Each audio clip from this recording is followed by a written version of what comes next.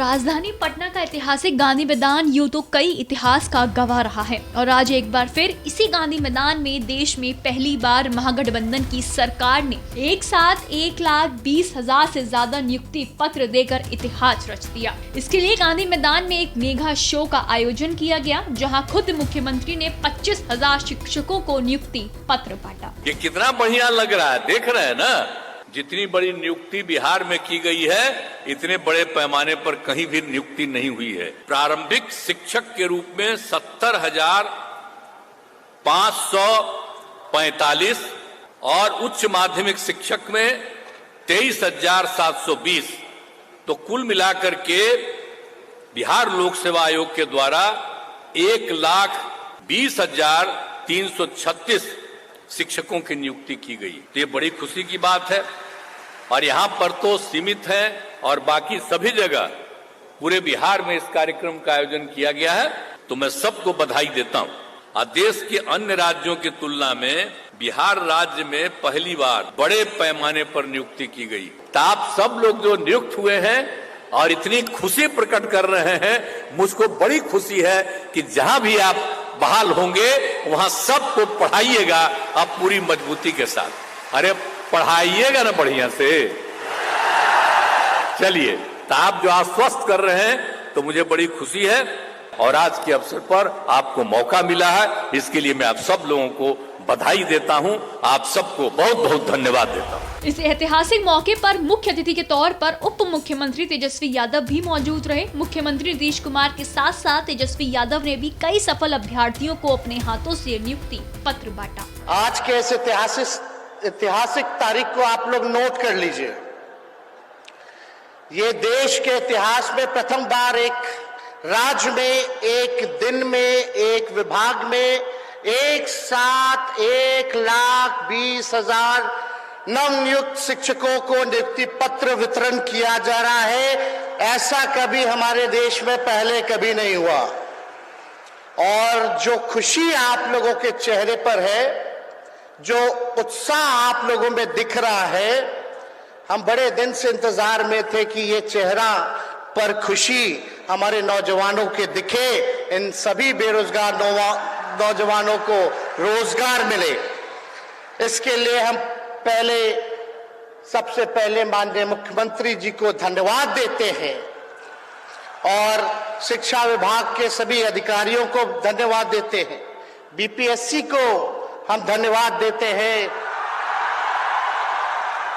कि record time में, ये मामूली बात नहीं है, 1,20,000 एक विभाग में जो है ये नौकरियां मिली है। और हम आप सब लोगों को बता देना चाहते हैं, ये सिलसिला रुकने वाला नहीं है। अभी तो आगे भी दूसरा चरण होगा और भी विभागों में जो है रिक्त पदें जो है वो बढ़ी जाएंगी। और माननीय मुख्यमंत्री जी ने इसी ऐतिहासिक स्थल पर ऐतिहासिक दिन 15 अगस्त को ऐलान किया था कि 10 लाख सरकारी नौकरी और 10 लाख रोजगार की व्यवस्था जो है वो कराने का काम करेंगे। और प्रसन्नता की बात है कि 48% हमारी बहन जो है परीक्षा पास करके अध्यापक बनी है। तो उन बहनों को भी हम धन्यवाद देते हैं। और आप लोग जिस चीज के हकदार थे, आज आप लोगों को नवाजा गया है, आपको अधिकार मिला है, ये मामूली बात नहीं है। इसलिए मैंने पहले कहा था कि आज के दिन को, ऐतिहासिक दिन को आप लोग नोट कर दीजिए। एक तरफ सरकार गांधी मैदान में नियुक्ति पत्र बांट रही थी, तो ठीक उसी समय पूर्व मुख्यमंत्री जितिन राम मांझी अपने आवास पर असफल शिक्षक अभ्यर्थी के साथ पंचायत कर रहे थे। जितिन राम मांझी का आरोप है कि शिक्षक बहाली की प्रक्रिया में धांधली और बड़ा घोटाला हुआ है। कहने का मतलब कि कट ऑफ मार्क्स लाते हुए भी और उनका पेपर ठीक होते भर में भी उनको बहाल नहीं किया गया है। और जैसा पहले कहा था और कहना चाहते हैं कि यहाँ भारी संख्या में वैसे लोगों को जिनका आवेदन ठीक नहीं था, उनका आवेदन रिजेक्ट करने लायक था, उनका रिजल्ट को जब रिजल्ट घोषित कर दिया गया है तब उनका आवेदन को रेक्टिफाई किया जा रहा है। इससे साबित होता है कि कहीं न कहीं पैसा लेकर के कदाचार कर करके वैसे लोगों को, बिहारी को नहीं बाहरी लोगों को और विशेष करके लड़कियों को भरा जा रहा है, जिससे कि यहाँ के बच्चे और बच्चियों में रोष है और जिनका भविष्य अंधकार में है। तो इस तरह से अनेकों उदाहरण है जो बिहार पब्लिक सर्विस कमीशन ने गलती किया है, जिस ओर हम अतुल प्रसाद जी जो अध्यक्ष हैं उनका भी ध्यान आकर्षित किया था और माननीय मुख्यमंत्री जी का भी ध्यान आकर्षित किया है। और आज जन अदालत में भी प्राय वही सब मुद्दा हमारे सामने आया है। 2 दर्जन से ज्यादा हमारे पास अब अभ्यर्थी आए हैं इस अदालत में, लेकिन समस्या यही 5-6 बिंदुओं पर है जिसकी चर्चा हमने किया। आज हम मांग करना चाहते हैं कि ये आज बांट रहे हैं, वो बांटे कि नहीं बांटे अपना उन पर छोड़ते हैं। हम लोग तो चाहते हैं कि जब तक रेक्टिफाइड नहीं हो जाए, जब तक रिजल्ट नहीं सुधारा जाए, तब तक के नहीं उनको बांटना चाहिए था। और सुधार कर करके जो क्वालिफाइड हैं, वैकेंसी है, वैसे लोगों को बहाल करना चाहिए। वैसे महिलाओं को जिनका सीट खाली है, महिलाओं के सीट के अगेंस्ट में उनको बहाल करना चाहिए, न कि मर्दों के लड़कों के सीट के अगेंस्ट में उनको जो बहाल किया जा रहा है। ये अनियमितता है, ये गलत है। और फिर शेड्यूल कास्ट में जो वैकेंसी रहते भर में भी क्वालिफाइड हमारे शेड्यूल कास्ट के कैंडिडेट को नहीं लिया जाना, ये भी अन्याय है जिसकी चर्चा हम कर रहे हैं। महागठबंधन की सरकार की इस उपलब्धि पर महागठबंधन के अंदर ही श्रेय लेने की होड़ शुरू हो गई है। उपेंद्र कुशवाहा के साथ साथ बीजेपी का भी यही मानना है कि सरकार जो 1,20,000 से ज्यादा जो आंकड़े दिखा रही है वह गलत है। जिस तरह से सरकार का रवैया चल रहा है, बहुत ही एक तरह से कहिए कि नौजवानों को परेशान करने वाला रवैया है।